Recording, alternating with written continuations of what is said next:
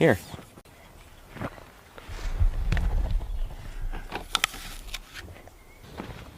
And this deep mulch system of wood chips is really working. Now, he doesn't lay it on crazy thick. Maybe 4 inches at max. I mean, look, soil's here.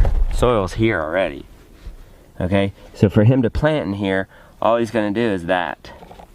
Move the bark out of the way because he likes the direct seed. And then he puts his seed in there. And then covers it up as he goes. What role does the garden play in healing or maintaining from that? The biggest role I can ever imagine.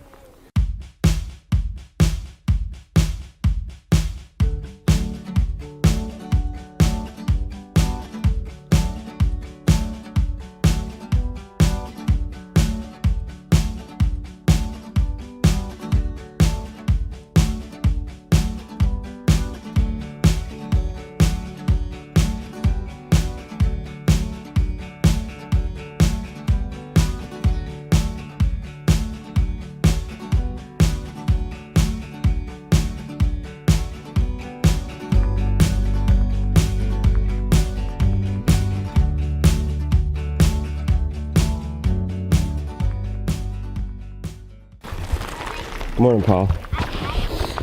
Good morning. I just want to point out something cool about wood chips. You see my neighbor's cherry trees? Yes?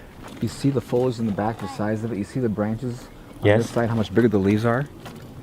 Yes? You know why? Why? The roots are getting the wood chips. It's so dramatic when you see these demonstrations of the power of covering. It's just... Even your neighbor's benefiting from this. It's phenomenal. You can see the leaves are considerably bigger and greener on that side, you know, because the roots are getting the wood chips.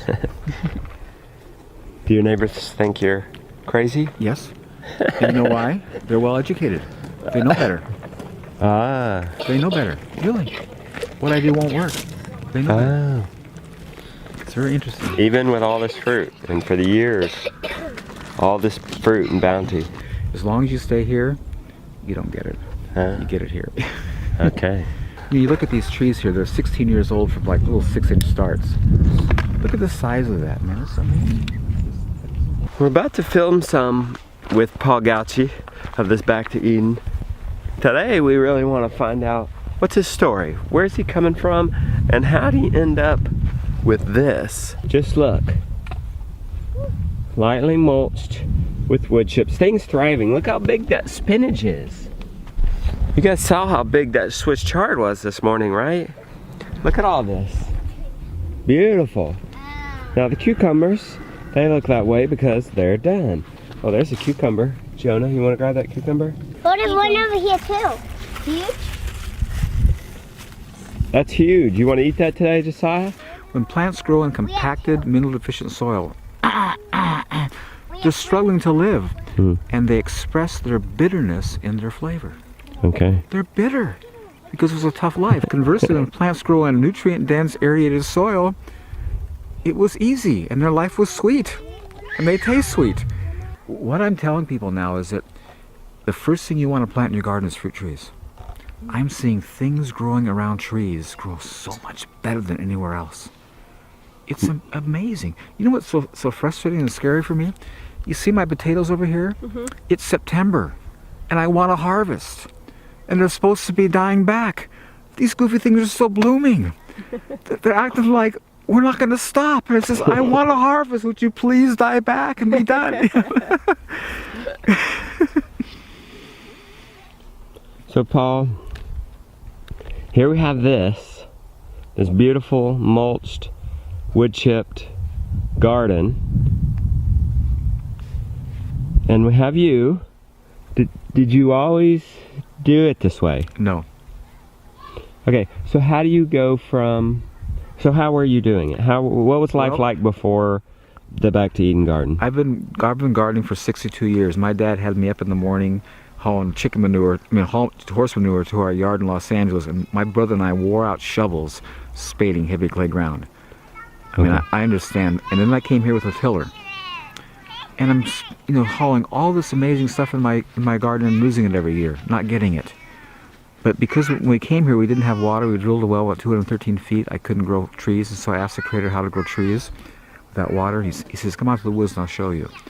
And that day changed my life. I saw how amazing the covering worked for holding moisture and maintaining a really porous, amazing soil. And what was so amazing to me is how brain dead I was. It's working great in my orchard, but like an idiot, I'm tilling the garden. It was so crazy. 17 years into it, I'm pushing this stick down to make a straight row, and in 6 inches I'm hitting this like cement hardpan. And I'm whining to guy, says, how come my hardpan's not breaking up? And he was totally silent. Wouldn't talk to me. He says, go out in the orchard and weed. So I got in the orchard and weed, and I just had a census to kind of move this stuff, and I'm down to my elbow in this gorgeous black compost. And I'm getting up angry, just screaming, what's up with this? I didn't do anything here. And I hear inside, works in the garden the same way, you didn't ask. I was so angry, I threw that tiller away and started covering the garden with wood chips. But again, it's so amazing how simple it is, and you see it everywhere in nature, and we don't do it.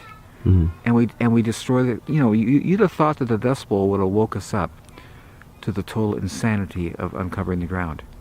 You know what I'm saying? That was devastating. And that was not like something hidden. And we didn't get it. If you fly across the U.S. now in the wintertime and you look down below on a clear day, it looks like a cracked, parched, broken desert. It's pathetic. And 200 years ago when we came here, there was 8 to 12 feet of gorgeous topsoil. It's all blown and washed away because of cultivation. And you know what's really scary when you think about it? You know how long it takes in nature to build 1 inch of topsoil? How long? How long? 100 years. Goodness. To build an inch.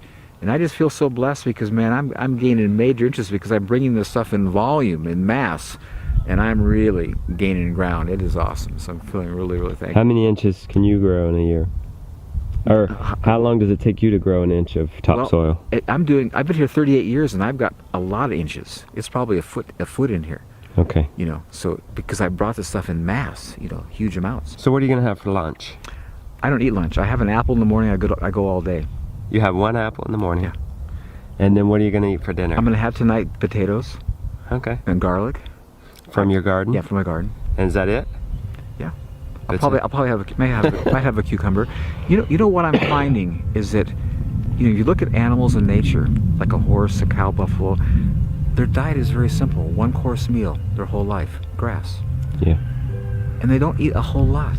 And what I'm getting is, since I'm observing this, is that when you have nutrient-dense food, you don't need a lot. Oh. I mean, my apple totally satisfied. One day I was headed out to my chicken pen, and I have a plum tree over there, and there were 3 on the ground. So I picked them and ate them. When I got back to the house to eat my apple, I couldn't.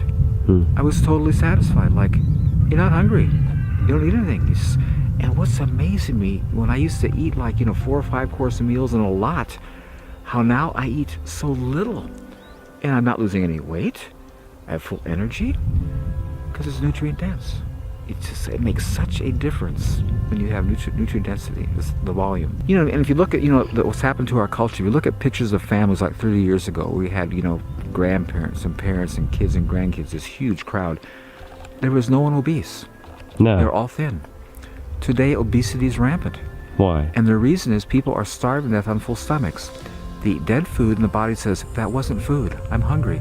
And they keep eating because they're hungry. And the body can't get rid of all through the defecation, so it packs it off as fat cells. You look at these poor little kids, man, it's just so pathetic. They're grossly obese. And their poor little bodies are trying to create all these, cells to create bone and tissue and muscle, and there's nothing in their food. And they're crying out, I'm hungry, feed me. And they give them dead food and the body says, I'm still hungry, that wasn't food.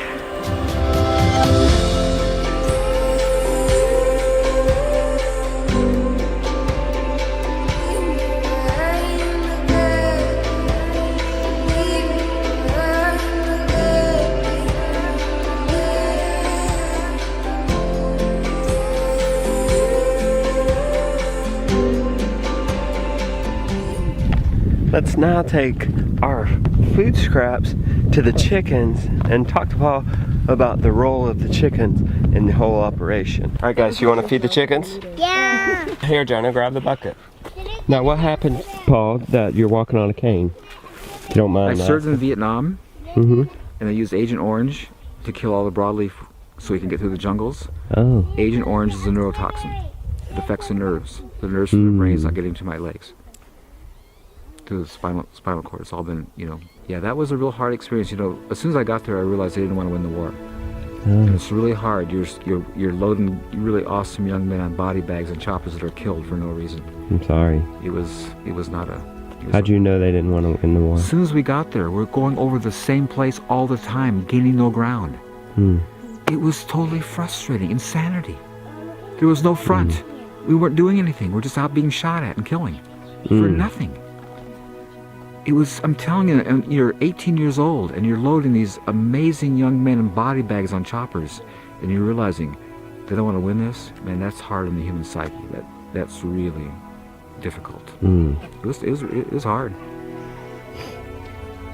How do you think the garden plays? What role does the garden play in healing or maintaining from that? The biggest role I can ever imagine. It so connects you to the Father who loves you. When if you look at nature, everything on the planet is grounded except us. There's something about being attached to the ground. When I have my hands in the soil, there's such a therapeutic, amazing response. And I know I would probably not be here today if it wasn't for my garden. I get such relief, such solace, such comfort, such connection when I'm in the ground. You know, that's my place of therapy. And I feel so thankful that I have it. Good one.